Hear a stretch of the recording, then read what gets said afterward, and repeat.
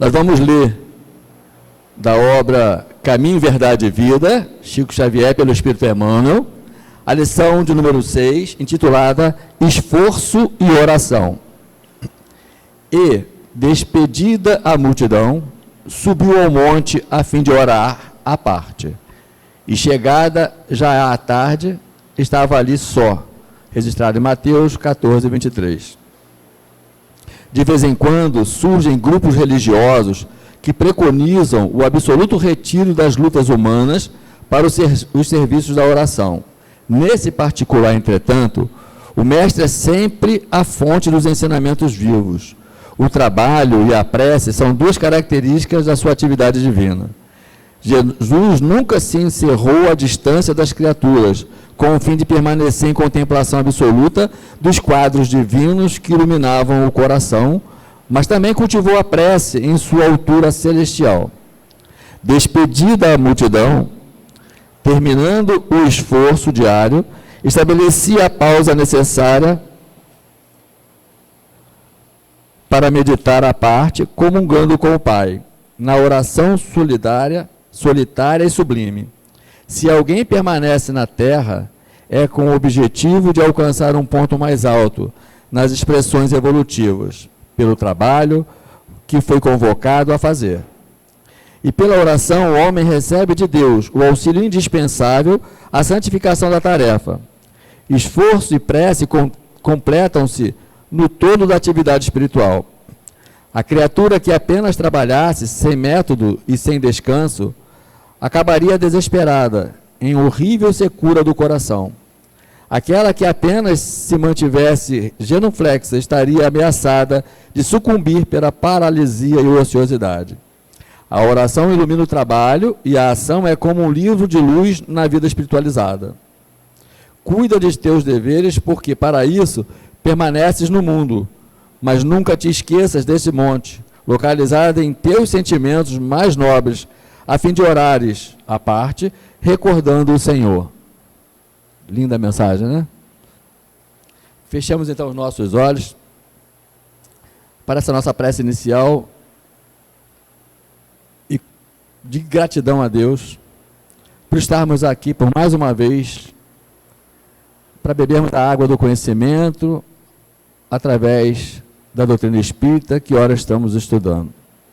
Obrigado, meu Pai, por nos auxiliar, dando a nossa força e coragem para aqui estarmos vencendo as nossas divergências dentro de nós mesmos, para podermos absorver o conhecimento que teu Filho, Jesus, nosso irmão maior, nos trouxe para nos dar norte na nossa jornada, em todas as oportunidades que aqui estivemos e que ora estamos tendo.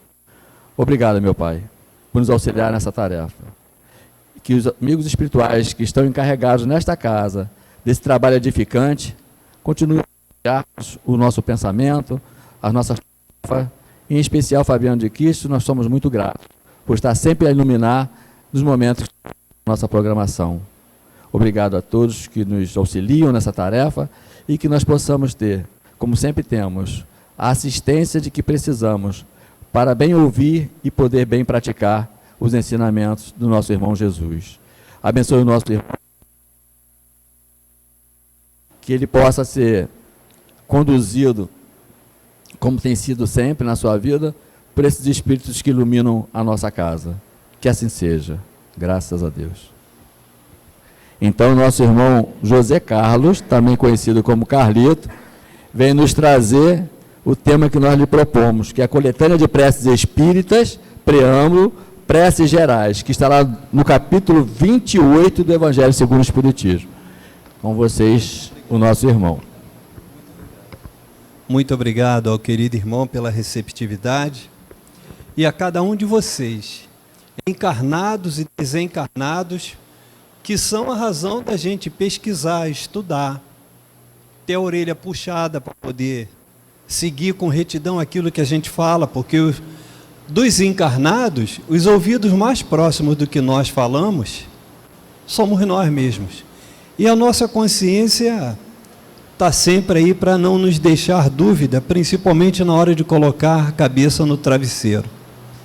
Como fazia Santo Agostinho, né? Fazer como eu fazia o tempo em que estive na terra.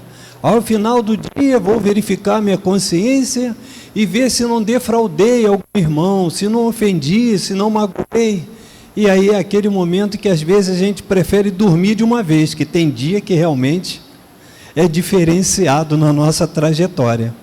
Mas enfim, eu digo a vocês no meu bom dia, da minha alegria, da honra de estar aqui mais uma vez, entre vocês, aos nossos queridos irmãos desencarnados, que é o que eu sempre digo, numa casa de Deus não existe cadeira vazia. E o uso do microfone leva a nossa voz numa frequência que vai além da parede física.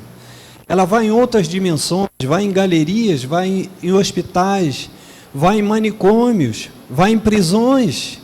A voz chega para aquele espírito desencarnado que um dia é despertado para aquela luzinha, como foi André Luiz lá no umbral. E olha quem...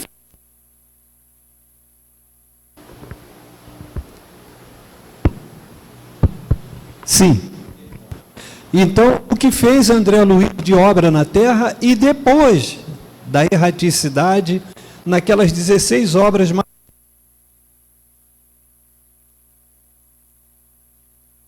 É que eu estou de olho no LEDzinho verde lá. Quando ele apaga lá, eu apago aqui.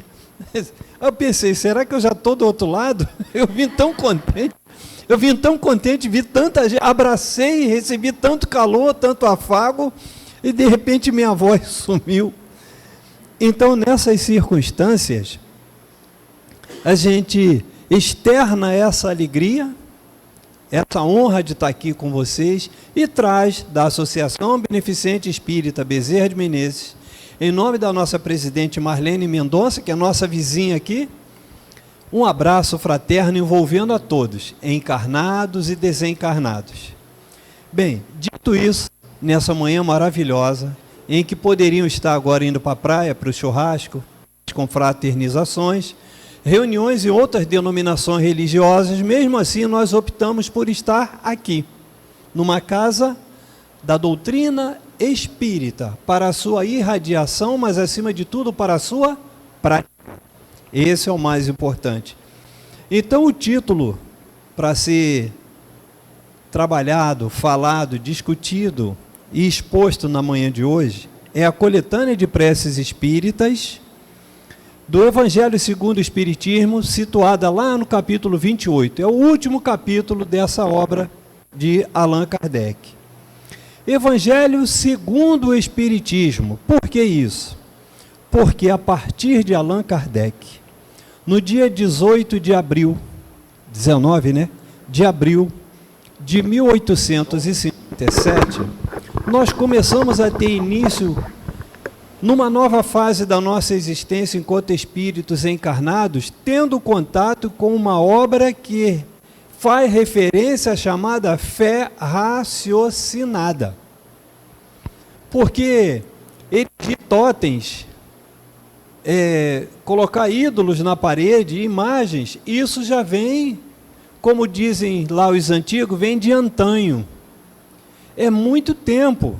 E nós, com certeza, já partilhamos com os nossos contemporâneos, desde aquela época, a vivência, a experiência de tudo isso que vai somando na nossa trajetória enquanto espíritos.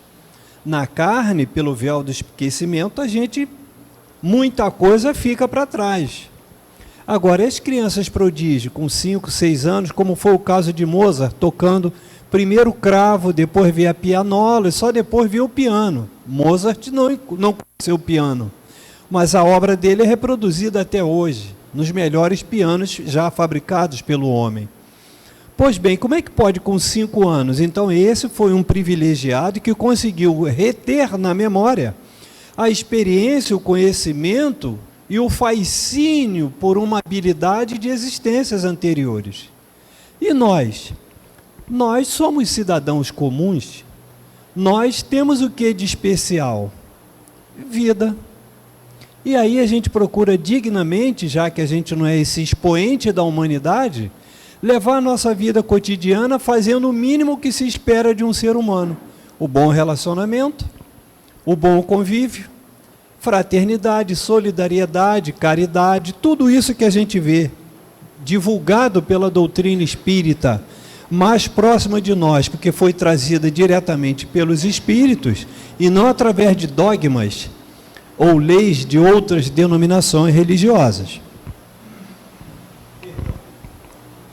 Denominações essas que já conhecemos.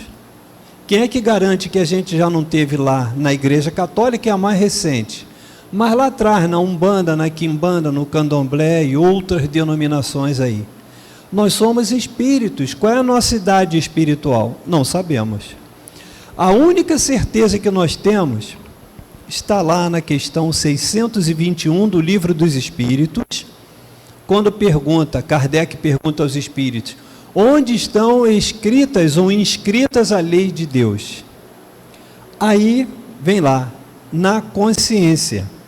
Então, a partir daquele dado momento em que Deus e seus companheiros, porque Deus não estava sozinho, para ele usar o verbo, façamos o homem à nossa semelhança, a nossa imagem, façamos o homem, façamos, ele estava com alguém.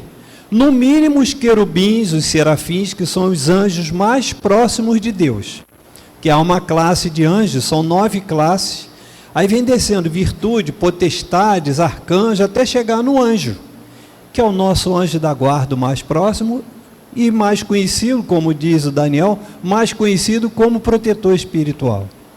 E são eles que vão nos norteando, nos lembrando, e a gente vai lendo, e vai vendo os mais velhos fazendo, e vai aprendendo, por osmose, por observação, e às vezes até por puxões de orelha. A gente aprende o que é certo e o que é errado. E dentre essas coisas certas, uma delas é a capacidade da gente orar. Não precisa ser muito, não precisa ficar falando o dia todo. Eu, como não gosto de falar, gasto nas minhas orações pelo menos uns 10 minutos, todo dia, de manhã, quando acordo, e de noite, quando vou dormir. Aprendi, inclusive, uma frase com a nossa querida Marlene, vizinha aqui de vocês, assim: sou um espírito imortal, graças a Deus. Todos os dias, de manhã acordou, abriu os olhos, tomou o pé do mundo, fala, ou pensa. Na hora de dormir, quando vem aquele fechar de olhos para virar no travesseiro e entrar no sono, repete. Se não puder falar, pensa. Então isso é um testemunho da nossa gratidão por aquele que nos criou. Mas vamos voltar lá na criação, quando Deus fez a fofoca com os querubins e serafins, que queria criar alguma coisa para dar problema para ele. Aí está lá na Gênesis, capítulo 1, versículo 26, ele disse isso. Mais adiante, no capítulo 2 da Gênesis, versículo 7, diz, Moisés escreveu o seguinte: pegando um punhado de pó da terra, moldou-lhe a figura, soprou-lhe nas narinas o fôlego da vida, e o homem se tornou um ser vivente. A partir dali a gente teve o corpo, mas o espírito já estava à espera dessa oportunidade. E sabe-se lá por onde nós andamos antes de chegar na terra? Essa é uma grande questão. Está aí exilado da capela, que não deixa mentir. Na Cortina do Tempo e Almas Afins, todos do Edgar Armon, nessa trilogia, que conta mais ou menos, né? Não tem tudo ali, e a gente também não vai entender tudo que está ali, mais ou menos a nossa trajetória de queda. Mas a gente está preocupado com a ascensão. E nessa hora da ascensão, qual é o primeiro recurso que a gente usa na direção de Deus? A prece. Então ela se divide em 3 partes. A primeira parte, eu vou pegar uma cola aqui, a primeira parte é louvar. A segunda parte é rogar, a gente está sempre pedindo. E a terceira parte é agradecer, essa nem sempre. Mas a prece é isso. Simbolicamente, quando a gente louva, a gente exalta, a gente glorifica, representa as 6 horas da manhã. Desde o povo hebreu era a hora primeira, quando o sol amanhecia, o sol clareava o dia naquela comunidade. Às 12 horas é a hora de rogar e de implorar, que em tese foi mais ou menos nessa hora que Mãe Santíssima teve o contato com o Gabriel, que disse a ela: salve agraciado, o Senhor é contigo. Está lá em Lucas capítulo 1. E veio trazer a notícia da maternidade próxima para ela. Ela teria um filho, colocaria nele o nome de Jesus. Às 12 horas também, depois do seu evangelho pregado durante mais ou menos 3 anos, Jesus também foi crucificado. E só por volta das 15 horas, que era uma sexta-feira, um lanceteiro romano chamado Longinos veio com uma lança e lancetou o peito de Jesus para que aquele corpo morresse logo, porque precisava terminar todo aquele trabalho, que para eles era um trabalho, até o fim do dia, porque o sábado era o dia consagrado ao Senhor e os judeus não trabalhavam. E aí o domingo era o domingo da Páscoa. Então a cidade, Jerusalém, estava em festa. O Gólgota, que é aquele morro, Gólgota significa Morro da Caveira, porque é uma elevação como aquele onde está localizada a Igreja da Penha. Não tinha vegetação nenhuma e tinha o formato realmente de uma caveira. Então o nome é Gólgota. E ali Jesus foi crucificado. E quando Longinos lancetou o peito de Jesus, projetou um líquido do peito de Jesus que caiu sobre a cabeça dele, que apesar do elmo, curou Longino de uma cegueira, um grave defeito que ele tinha na vista esquerda, que ele conseguiu enganar os superiores dele, senão ele seria eliminado, seria proscrito do exército romano. E naquele momento ele ficou curado. A partir daí ele se devotou integralmente a Jesus, a causa cristã, desertou do exército, fugiu para Éfeso, que ao tempo de Jesus, Roma já contava com 1 milhão de habitantes. Éfeso, que fica na Turquia hoje, geograficamente, contava com 250 mil habitantes naquela época, 1/4 da população de Roma. Ele fugiu para lá, mas foi descoberto, denunciado e levado a Roma. Fizeram com que ele abjurasse, ou seja, negar tudo aquilo que o Cristo pregou e convenceu pela sua imagem, pelo seu exemplo, pela sua luz. E ele não negou, não renegou Cristo, por isso ele teve todos os dentes quebrados, todos os ossos partidos e foi então decapitado em Roma. Esse era Longinos. Quem lê Brasil, Coração do Mundo, Pátria do Evangelho, Chico Xavier e Humberto de Campos, vai ver que Longinos está lá e foi um grande personagem no Brasil, da história do Brasil. Ele veio como Dom Pedro II. Então, não adianta a gente pensar que fez aqui e todo mundo vai esquecer e lá na frente ninguém vai lembrar. Primeiro tem a nossa consciência e segundo tem a nuvem de testemunhas. E aí, como dizia Hermes Trismegisto, lá no Egito, 2.700 anos antes do Cristo, dentre as 7 leis herméticas, uma delas é de causa e efeito. Então, nada de dor que a gente passa hoje, angústia, qualquer vicissitude, é resultado da ação isolada de um outro personagem. Como diz um dos nossos companheiros lá da BBM, não vamos terceirizar a culpa. A responsabilidade é nossa. Ainda que não haja culpa, mas a responsabilidade pelo que passamos é atribuição nossa. Com isso, o que é que nos faz nos reconectar com Deus? Porque religião vem do latim religare. Religare é ligar com Deus. Aí nós vamos ver a outra parte. Questão 659 de O Livro dos Espíritos, Lei de Adoração. Kardec pergunta: qual o caráter geral da prece? A prece é um ato de adoração. Orar a Deus é pensar nele, é se aproximar dele e colocar-se em comunicação com ele. Pela prece se pode propor 3 coisas, que aí eu botei o carro adiante dos bois, aí fui falar, que é louvar, pedir e agradecer. Então, nessas circunstâncias, se nós formos pegar no Velho Testamento, lá no Pentateuco de Moisés, em Gênesis, lá no capítulo 18, Abraão, preocupado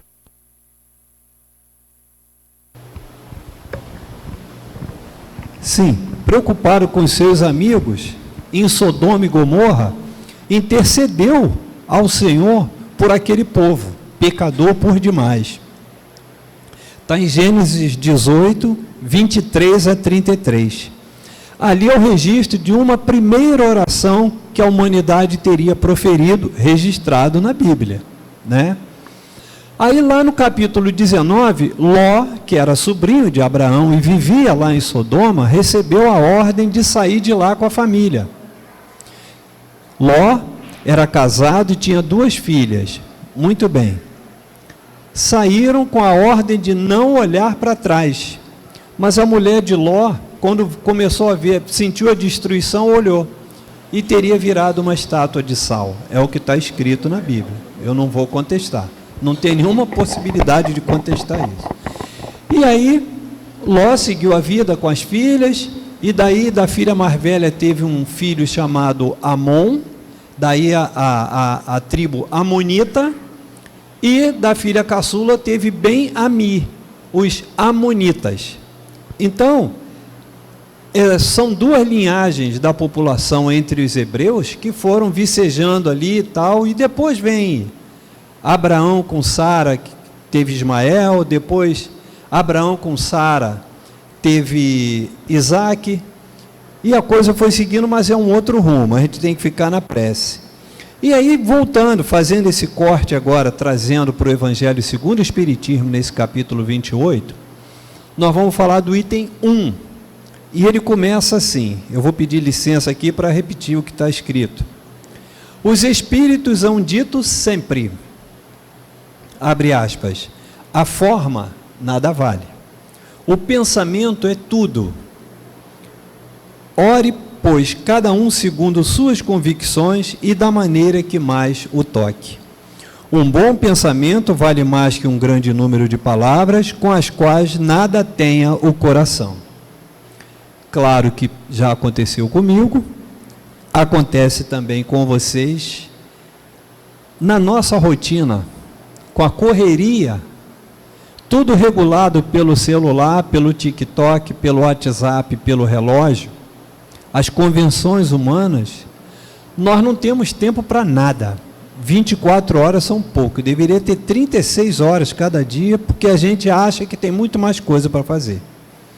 Entre essas coisas que a gente faz, essa não obrigação, não só a devoção, mas a responsabilidade de fazermos a nossa oração diária, de manhã quando acorda, à noite na hora de dormir. Mas já repararam, já aconteceu com vocês, porque acontece comigo, e a gente está encarnado, está em pé de igualdade. Às vezes a gente está orando e está pensando na conta que vai pagar, o telefone que tocou, está orando, às vezes, diante de uma imagem. Eu tenho uma Nossa Senhora Aparecida lá em casa que não me deixa mentir, por devoção principalmente da minha mulher, e a gente vai junto, porque se não orar junto, família que ora junto, permanece junto. Começa a ir um para uma religião, outra para outra, é preciso muito amor para continuar unido, porque vai ter um momento que vai ter um cisma dentro de casa. Enfim, a gente nessa pressa, a gente acaba pedindo, a gente está sempre pedindo, agradece, mas a coisa sai mecanicamente. Tanto é verdade que esse capítulo 28 vem falar justamente de uma coletânea de preces que os espíritos, preocupados com o rumo que a coisa estava seguindo, resolveram orientar para essas. Então, são 84 modelos. Lá no final a gente vai dizer em quantas partes divide, são 5 partes. Uma por aquele mesmo que ora, que é a primeira parte. A outra é pelos parentes, amigos, enfermos, todos aqueles que a gente conhece, vivos ou encarnados. A outra é pelos mortos, né? Tem uma outra que é de caráter geral, e tem uma última, que é por espíritos obsidiados, aqueles que estão perdidos. Quando a gente empresta um pouco da nossa caridade e solidariedade para aqueles que a gente sequer conhece, quando pede por aqueles nas nossas irradiações à distância, que estão nos presídios, nos asilos, nos abrigos, os que estão nos hospitais, os que estão nas sarjetas, a gente pede por todos eles, e às vezes um deles está na nossa frente e a gente não faz nada, às vezes atravessa até a rua. Paciência, a cada um segundo a sua obra. Então eu estou falando isso não com relação a vocês, eu falo com relação a mim. E eu ia até, aí vem um pedir, o sinal abre, aí, pô, depois eu vou passar ali de novo, aí às vezes coincide de encontrar, às vezes não. Às vezes vem um vender um doce. Quando Jesus disse que quando a gente vestisse alguém, desse de beber, desse de comer alguém, era ele que estaria fazendo. E a gente vem fazendo o mal ou bem. A gente contribui na casa espírita para a cesta básica, a gente contribui com a mensalidade, dali saem recursos que também auxiliam os menos favorecidos da sorte. Sorte que a gente acha que é a matéria, a falta do dinheiro, a falta da casa, a falta de tudo, mas às vezes aquele espírito muito necessitado na matéria é dotado de uma luz espiritual talvez muito maior que a nossa. Se nós, na hora de pedirmos, manifestarmos com verdade, com muita força, a fé e a esperança, a gente vai perguntar aqui, o que é fé? Confiança em alguém ou alguma coisa. O que é esperança? Expectativa de um bem que se deseja. Isso eu copiei, tirei cola lá da enciclopédia Coogan-Howaz. Isso é a letra do homem, a resposta do homem para o homem encarnado. Tá. Mas essa fé e essa esperança estão dentro de nós no momento da nossa concepção enquanto espíritos. Olha a Gênesis lá, capítulo 1, versículo 26, depois capítulo 2, versículo 7. É desde lá. É a intervenção direta de Deus. Então essa ligação nossa com Deus acontece depois da gente estar encarnado, cumprindo essa trajetória que é nossa, com as nossas dores, angústias e vicissitudes, exatamente na hora de rogar, de implorar, quando sentimos que as nossas forças não são suficientes para enfrentar essas adversidades. Mas tanto não é verdade que basta uma oração para a gente se revestir da coragem para enfrentar um problema que nós criamos, porque tudo é lei de causa e efeito. Para vocês terem uma ideia, Livro dos Espíritos, questões 258, questão 259. A escolha das provas. Então, quando a gente está na erraticidade, a gente está doido para voltar. A gente já sentiu o gostinho, aqui está ruim, mas está bom, a gente quer voltar para cá. Muito bem. Lembram de quando a gente vai comprar uma casa nova, um apartamento, um carro novo? Tem um contrato. O contrato tem letras grandes e tem as letras miúdas. Mas a gente está tão ansioso para receber a chave da casa, do apartamento, a chave do carro, que a gente lê as grandes, en passant, e fala assim, olha, o contrato tem mais coisas, tem outras folhas, tem as letrinhas miúdas aqui. Não, isso aí, mano, aonde que eu assino? Me dá a chave que eu estou com pressa, eu tenho que resolver outras coisas. Igual na hora de rezar. Aí, assim que eu chegar em casa, eu leio com mais calma, se eu tiver dúvida, eu volto aqui. Pois é, não volta. Saiu da erraticidade para cá, vai levar um tempo. E aí, naquelas letrinhas miúdas estão as provas. E aí a gente ainda pergunta assim, que mal eu fiz a Deus, ó Senhor, para passar tudo isso? Por que tanto padecimento, ó Pai? Né? Dependendo da religião, é desse jeito. Fiquem tranquilos que Ele sabe e nós também sabemos. São justamente essas provas, na escolha das provas, nós fizemos, assinamos e temos que passar. Mas pelo véu do esquecimento, a gente é beneficiado, é o primeiro sinal da misericórdia de Deus. Porque se nós tivéssemos condições de olhar para trás para ver o que fomos, a gente ia ficar orando o tempo todo, não ia fazer mais nada a não ser orar, só pedindo perdão, não ia nem só pedindo perdão, não ia agradecer, não ia rogar por algum benefício, por alguma graça, só pedindo desculpa pelo que a gente foi antes. Porque se a gente reencarnou, boa coisa a gente não foi. Se a gente quer ser alguma coisa melhor agora, vamos continuar no que estamos fazendo. auxiliando aqui, auxiliando ali, congregando, aprendendo, estudando, praticando esse amor que Jesus veio trazer para nós. E aí vem a parte mais importante. Jesus veio trazer para nós esse exemplo de humildade chegando na manjedoura. E deixou como último exemplo de humildade a crucificação naquele madeiro infame.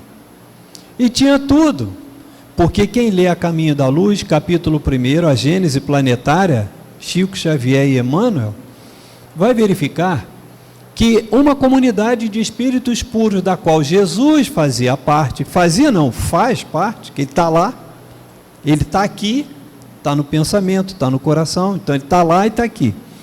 Ele participou dessa primeira reunião quando se decidiu pela criação da Terra. Deus deu carta branca para esses espíritos puros fazerem essas ações. E saíram criando. Então, quando ele diz lá, a casa de meu pai tem muitas moradas, simplesmente não é só essa morada aqui e os planetas do sistema solar.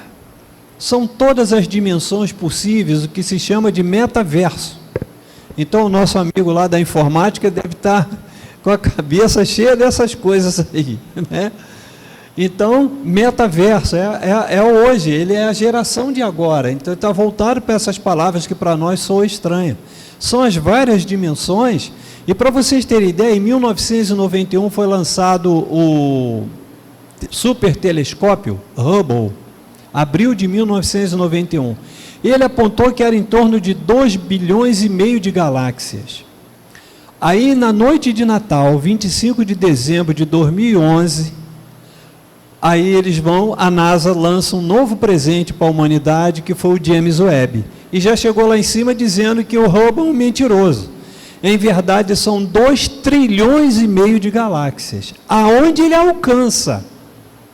Considerando que nós não somos a primeira linha de evolução intelectual no universo, imagina quanto ainda está para ser descoberto. Daqui a 20 anos, provavelmente eu não estarei aqui encarnado, mas talvez eu venha como espírito de luz. Olha a pretensão. Depois de tanto orar, de tanto rezar, de tanto pedir, olha aí eu venho transformado numa lanterna, vendido numa loja dessas aí, qualquer de material de construção. Ué, tu não queria ser luz? É isso que tu merece aí. E agradeça, hein, porque ainda tem uma pilha para te alimentar.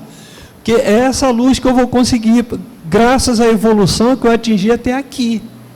Porque se eu quiser ser uma luz como esses espíritos, como o nosso querido mentor Fabiano de Cristo, Frei Galvão, Frei Luiz, Frei Damião, né? Anália Franco, né? Que vem sempre aí da Ar da Graça, Dona Maria Modesta, o próprio Dom Pedro II, sabe-se lá se está encarnado em outra figura, e se já desencarnou de novo, ou se é um espírito como Ismael, que não reencarnou, como o Dr. Bezerra de Menezes.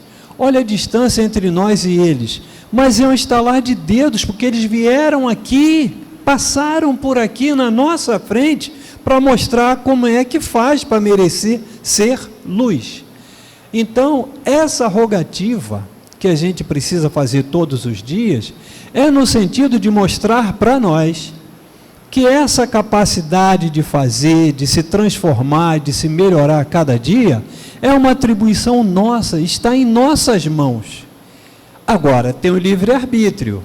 Lembram da capa do livro Céu e Inferno? A edição antiga? De um lado você tem um paraíso, a ovelhazinha pastando, a grama parada, a árvore, a água potável.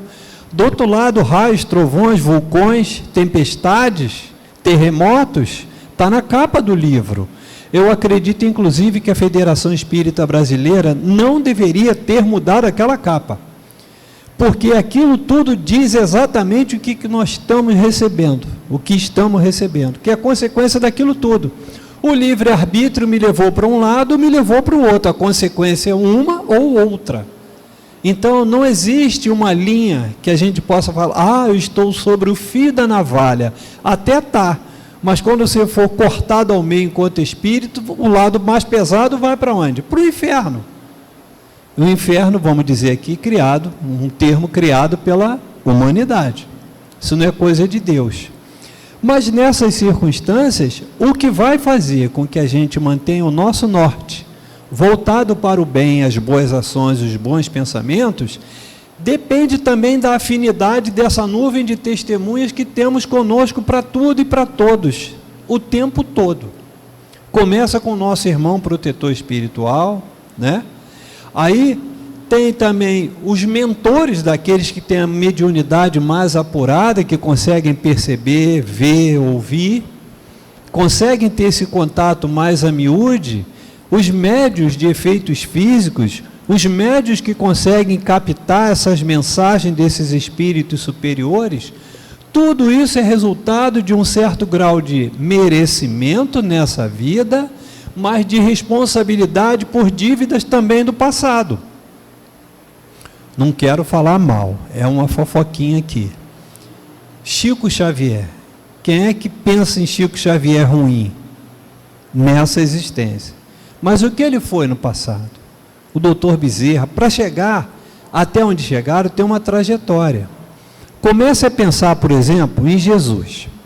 Se a Terra geologicamente tem 5 bilhões e 500 milhões de anos, e Jesus fazia parte de uma comunidade de espíritos puros que criou a Terra, qual seria a idade de Jesus? Nós não temos essa idade.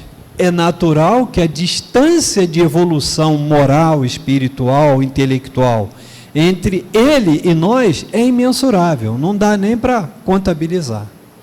Então, nessas circunstâncias, o único recurso que nós dispomos para poder fazer essa ligação com Deus e com a espiritualidade amiga que a doutrina espírita veio nos mostrar que existe, é a oração.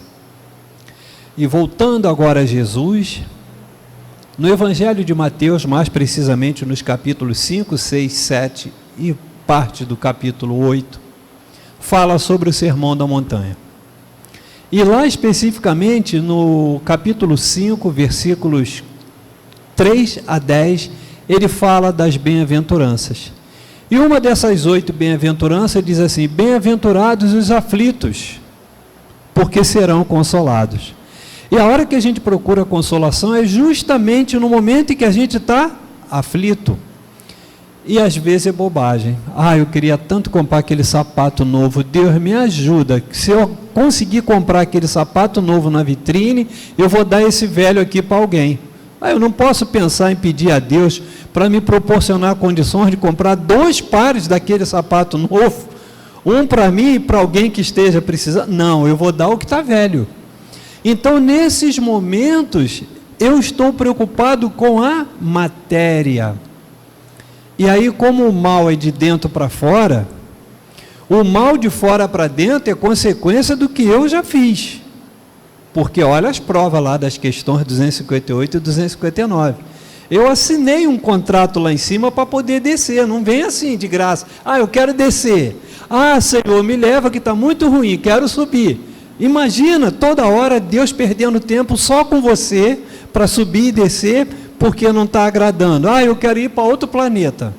Então agora já há um outro planeta, né?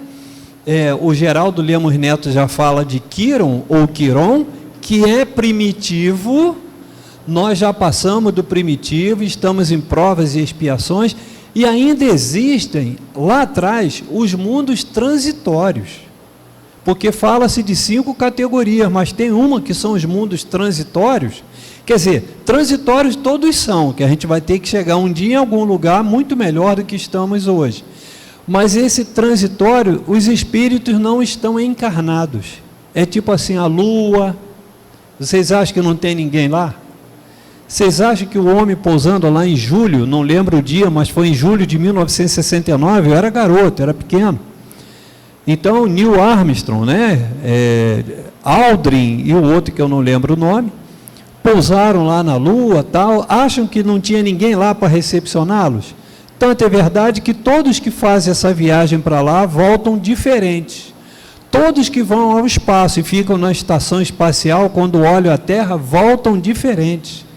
E por incrível que pareça, são homens da ciência que estudaram muito, mas eles se voltam para Deus. Porque só lá fora eles têm condições de ver o que é essa grandeza. Imaginem vocês, dividido aqui no meio, A luz do dia do sol, 5.000 graus, torra tudo.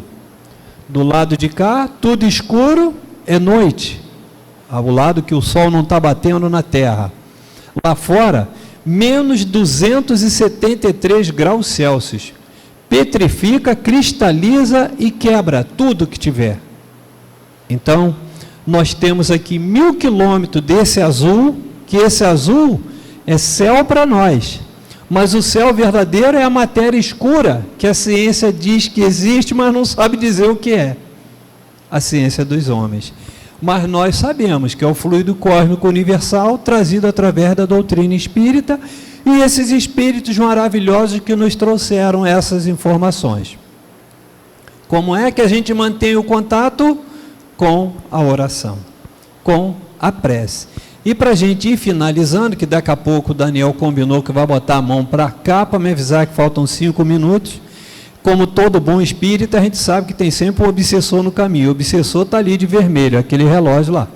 A gente vai falando e ele está só... Então, nessas circunstâncias, a gente vai falar de Mateus no capítulo 6, versículos 9 a 13. Interpelado por um dos discípulos, Jesus, demonstrando mais um exemplo de humildade, disse: vamos fazer então a oração que o Pai nos ensinou. E lá no Evangelho de Mateus, capítulo 6, versículos 9 a 13, temos então o Pai Nosso. Então, nos momentos de aflição, quando, vamos dizer assim, o bicho está pegando para nós ou para alguém querido, alguém que precisa de socorro, até principalmente na casa espírita, alguém que chega aqui não precisa ser aquele endemoniado, o gadareno, que Jesus tirou aqueles espíritos. Não precisa ser Maria de Magdala, que Jesus mandou aqueles espíritos pastarem. Aqueles espíritos que foram lançados aos porcos e eles foram para o precipício. Não precisa ser daquele. Basta um irmão com uma energia menos positiva, não é negativa, menos positiva, e aqueles que têm a sensibilidade da mediunidade mais apurada, vão interceder por esse espírito encarnado que bate a porta, e nas sessões de desobsessão também, né? Os mais experientes nas reuniões vão orientar e vão doutrinar aquele espírito na direção da luz de Jesus. Então, nessas circunstâncias, está lá a Ave Maria, que é descrita lá no capítulo 1 do Evangelho de Lucas, que é o primeiro encontro de Maria com o anjo Gabriel, e depois o encontro de Maria com Isabel. Salve agraciado, o Senhor é contigo. Então, Ave Maria, cheia de graça, o Senhor é convosco. Aí vem Isabel, bendito é o fruto do teu ventre. Então, nós dizemos, bendito é o fruto do vosso ventre, Jesus. Aí a oração da Ave Maria, aquela primeira. A Santa Maria surgiu por volta do ano 1000, nos mosteiros, nas missas de domingo, quando os monges recitavam essas palavras de demonstração de fé, de esperança e de religação com Deus, e caiu na boca do povo. Aí ficou Ave Maria e Santa Maria. E o Pai Nosso foi o próprio Jesus que trouxe o exemplo. Mais tarde, com a doutrina espírita, vieram esses 84 modelos para a gente não ficar a manhã toda rezando, pedindo, repetindo das coisas que estão no pensamento, mas não estão no coração. Essa é a grande lição que fica do item 1 do capítulo 28 de O Evangelho segundo o Espiritismo, que a gente procurou trazer nessa manhã para vocês, mas não a título de puxar a orelha de ninguém, até porque quem sou eu? É simplesmente a gente está sempre lembrando e repisando sobre uma coisa que a gente já faz naturalmente. Continuemos a orar. Que seja a Ave Maria, que seja a Santa Maria, que seja o Pai Nosso. E já vai estar bom, não precisa nem o crer em Deus Pai, que está lá em Atos dos Apóstolos, trazido até nós por Lucas. Então, nessas circunstâncias, quando eu era pequenininho, lá em Santa Cruz, a minha avó reunia os miudinhos em volta, meia dúzia em volta dela, o copo que não era água fluidificada, era água benta. O resultado era o mesmo, porque a fé e a esperança estavam lá. E a espiritualidade amiga, então ouvíamos a oração da Ave Maria com Júlio Lousada. Ele já se foi há muito tempo, acho que em 1993, mas ficou no coração e no pensamento.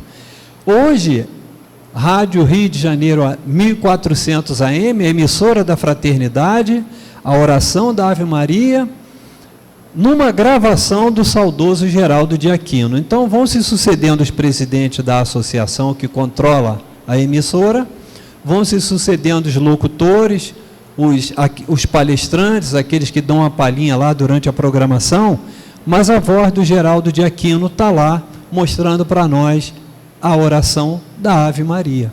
Então essa será sempre o carro-chefe, essa será sempre uma forma da gente ter um anteparo contra todas as adversidades, as dificuldades, as aflições que venham a apertar o nosso coração, que venham a afligir a nossa consciência. Então, oremos sempre, porque a partir daí é que a gente fortalece essa ligação que já temos com o Pai.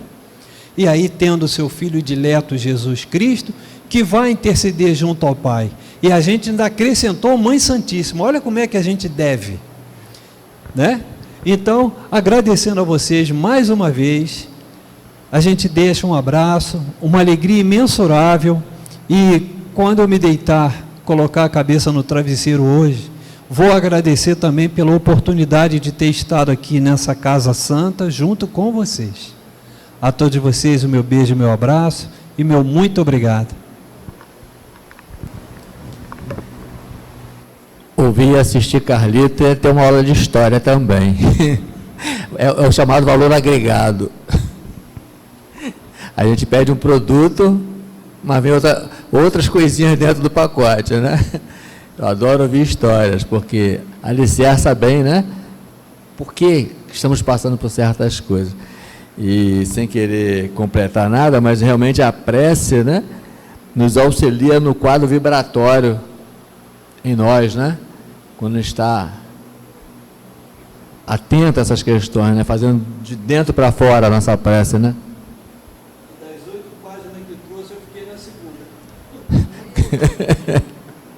A senhora tinha me puxado a orelha, eu vou ter que dizer para ele, não passei na segunda. Que estava coçando para passar, estava. Então, meus irmãos, agradecidos estamos, Carlito, por mais essa... E ele sempre aceita o nosso convite com muita alegria, vocês não têm noção. Tá? Eu faço os convites, recebo esse abraço dele. Vamos então passar para a nossa segunda fase do nosso trabalho, na manhã de domingo. E para isso eu convido a todos que fechem os olhos, para que a gente possa entrar em prece, como ele bem o trouxe, para nós manifestarmos já dentro dos nossos sentimentos o de gratidão a Deus, que é o nosso Pai, Criador de todas as coisas, para o nosso irmão maior Jesus, nosso amigo, nosso modelo e guia, e os mentores dessa casa, especialmente, particularmente, o Frei Fabiano de Cristo, que vem nos assistindo na nossa programação, nas tarefas, todas as tarefas da nossa casa, no Vinha de Luz, que tem produzido bons resultados, na tentativa que fazemos de promover o interesse daqueles que aqui adentram para estudar, para compreender o Teu Evangelho, Jesus. Essa é a nossa proposta, facilitar o entendimento do Teu Evangelho. E assim, mestre querido, é muita gratidão no nosso coração que nós pedimos permissão para encerrarmos essa primeira fase, para depois darmos continuidade. Que assim seja.